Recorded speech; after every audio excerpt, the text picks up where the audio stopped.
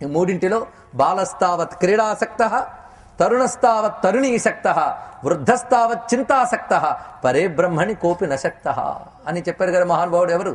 జగద్గురువులు వారు. తస్మాత్ బాల్యే వివేకాత్మ యతేత శ్రేయసే సదా. ఇది ఈ మాట అందరూ గుర్తుపెట్టుకోవాల్సిన విషయం. ఏమని? వివేకం ఉన్నవాడు బాల్యంలోనే మేల్కొని ఆత్మ గురించి తెలుసుకునే ప్రయత్నం చేయాలి. ఎందుకంటే దేహం నేను నేను నేను నేను అనే అలవాటు బాల్యం నుంచి చేయడం వల్ల దేహం నీవు కాదురా అని చెప్తుంటే నిద్రొస్తుంది తప్ప నిజం తెలియదండి. అది వచ్చింది బాధ. ఇంత హాయిగా ఇంత దేహం పెట్టుకుని నేను కాదంటాడు ఏంటండి ఈయన అని కోపం కూడా వస్తుంది. ఎందుకంటే బాల్యం నుంచి అలవాటు చేశాను. నువ్వు అప్పుడే జాగ్రత్తగా ఈ దేహం ఏమిటి, బుద్ధి ఏమిటి, ప్రాణం ఏమిటి, ఆత్మ ఏమిటి అని విచారణ మొదలు పెట్టుంటే ఆత్మజ్ఞానం తెలిసేది. చిట్ట చివరికి దేహాదులు, ప్రాణములు, మనస్సు ఇవన్నిటి తీసేసిన తర్వాత ఏది మిగిలిందో ఆత్మయే నేను అని ఎరుక కలిగితే ఈ నేను అనబడే ఆత్మ అందరి ఎందుకు సమంగానే ఉంది.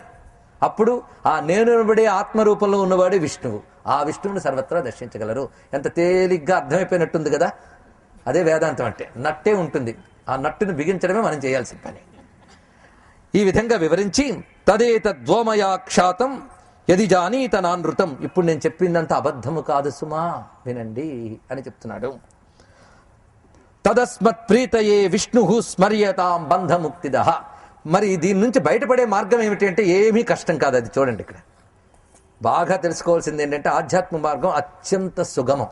మనం అది బాగా కష్టం అని అనుకుంటామే తప్ప అదే అత్యంత సులభం అంటున్నాడు ఇక్కడ. నిజానికి అతి కష్టం ఏంటంటే జీవితంలో సుఖాన్ని వెతుక్కోవడం మహా కష్టం. ఇంత జీవితం గడిచింది, మనం అనుకున్న సుఖం ఎప్పుడైనా వచ్చిందా?